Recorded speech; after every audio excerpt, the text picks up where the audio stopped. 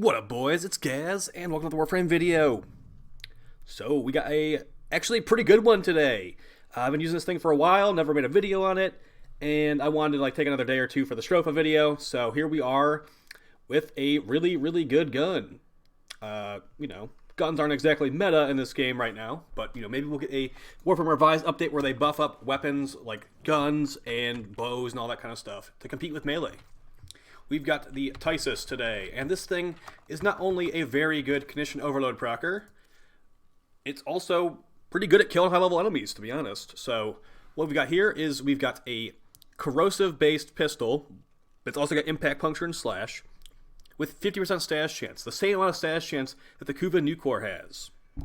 Now, it's not the nukor, it's not AoE, it's single target, but it does have the fact that it has corrosive innately, so it can do some things that the nukor cannot do. Unless you were going to be using Venom dose from Saren or something like that. So, before we go over this, guys, make sure you're hitting that like button and let me know how you feel about this video in the comments down below. I will be responding and checking them out. Alright, so like I said, 50% stash chance, 3% crit chance, but a 1.5 multiplier, so no hero shenanigans really with this thing. And it's got IPS, so you're going to be proccing a lot of stuff here, and it's going to have corrosive innately, so you can do viral and corrosive, just like the Catabalist from yesterday. So here's my no Riven build for entirely condition overload. It does have very high Riven stats too, so that's kind of nice. With this Riven right here, I have 185% multi-shot and 107% fire rate. So you can release a bunch of damage on the enemies. We can show the damage build in a little bit here. But let's just show it, the condition overload setup here. Of course, you would put eject magazine in the Exilus slot if you want to put an Exilus mod on here just to reload it while you're using melee. But at the current time, I'm not really looking to do that right now because I'm going to use the nukor instead. But with this many status chance mods, we're at 200%. You could put some more fire on here, but we have an image kill you, so you need fire rate. You can put stash duration on here because the way this thing works is you fire off a dart and it does 3 ticks of damage. Each of those ticks can proc status, so you could proc corrosive a bunch of times. So let's do one trigger pull on this Grineer. As you see right there, the corrosive procs ended up going up quite a bit. But as you can see, there was a lot of heat on there. You don't want that much heat. So if you maybe had the Toxin Riven or something like that, it would make those procs more likely. But what I'll usually do, just to make them fully debuffed, is just pull the trigger 2 or 3 times. She's got full procs. She's done. So that's very good for debuffing, as it gives you the corrosive and the viral you need. And honestly, you don't even need full viral procs a lot of the time. So let's just do the same thing on him. Now, he did not get one shot, as you saw. The IPS does dilute this, which is one of the problems it does have compared to the nukor. The nukor is usually going to have, a lot of people will do a magnetic one with magnetic, radiation, heat, and then viral. This is actually picking from more elements and statuses than a magnetic nukor. So you might consider that a good or a bad thing. Of course, it can have more potential procs than the nukor because of that. But the fact that it's single target might kill it for a lot of people. As you can see right there, pretty okay. It was not doing much damage to those enemies specifically, but let's do the multi-shot just damage build right here with Hornet Strike, and basically the same situation build, but we've got Hornet Strike on here instead, just for increased damage. About 1,700 damage with this build. Of course, it's a bunch of extra multi-shot. 4.7 multi-shot with this build. If you had a negative on here, it would be probably about 5 multi-shot. So you'd be firing a lot of darts. Now, it can one-shot these 180s, to be honest, but does that happen very often? No. You have to actually get lots of slash procs stacked up on top of each other. So there's one shot there.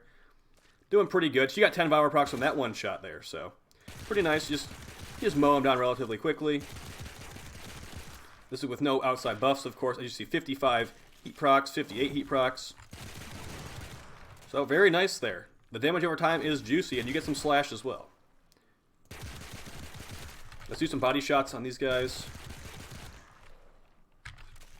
She's probably not going to die to those body shots, but that was honestly pretty respectable. So yeah, I do think this is worth it. There's a lot of people thinking that the nukor will get nerfed. I'm not really one of those people, but I wouldn't be surprised, honestly, that this could definitely be a full replacement, as it's not AoE and you see a single target. And if you put punch through on this thing, instead of having 3 ticks of damage that can all proc, it will become 1 tick of damage that will proc. So that's unfortunate. That punch through actually is, you would think it would be really good on this thing, but it honestly can kind of hurt it a little bit. So let's just show that real quick. you will see a lot less procs with punch through on here, which you would think would just like be it would be the AoE solution. It's single target with some punch through on it. Nope. Still could proc a decent amount, as you can see. And it went through all of them with just Seeker. So, I mean, you could technically do that. But I personally like to have the multitude of procs on there. So, you know, if you want to get a punch through Riven, I wouldn't blame you. But, you know, like I said, you will be losing the triple ticks. A stash duration mod might actually be nice on here, too, just to keep... Since it's ticking so much, keeping the procs you have on there. Maybe you got unlucky with your proc distribution. It will keep the viral procs. It will keep the corrosive procs on there. So, yeah, it's pretty nice. I think this comes from Clan Tech, honestly. So let's just do a quick little clip of using it on a demo list. I did not go super late with this thing. I don't, like I said, I don't really feel the need to go in a late mission with the Tysis currently.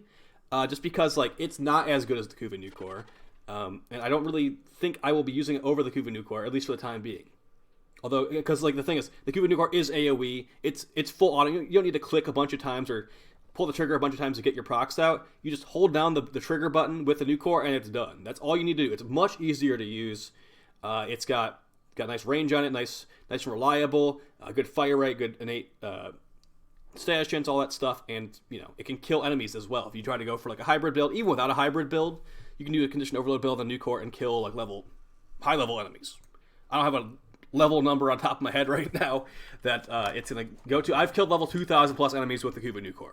So, yeah, that's basically gonna be it for the Tysis, guys. Like I said, it is good. It is good. Maybe even the Cannibalisk would be good as well as a Kuva nukor replacement if that day does come. And you know, you can get, like I said, corrosives built in. You could try some other weird stuff you want. If you don't think viral is good for some reason, first off, you're wrong. But you can maybe go for a gas magnetic corrosive IPS or something like that. So yeah, I think that things are probably going to change with the Warframe revised update that will hopefully be coming out soon here, where we will actually be potentially, you know, having some better elements to choose from than just the ones we're using right now. So for example, like maybe electric damage should become good. Well, electric damage is good. Maybe the proc of electric would like jam enemy guns or something like that, or increase the range of the electric proc or something along those lines. I think cold definitely could use a little bit of a buff. Cold's basically just good for slowing down Demoliths.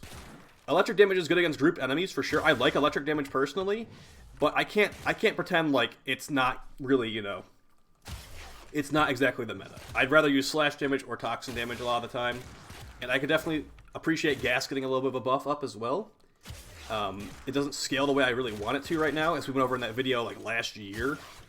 And I was hoping they would buff it up. That's why I kept my Heat Brahma, but here we are in 2021 without the return of gas damage. But, you know, maybe gas damage can make a comeback sometime soon, hopefully. So, yeah, that's going to be it for the video, guys. Hope you found it helpful, and, yeah, see you tomorrow in another video. Peace.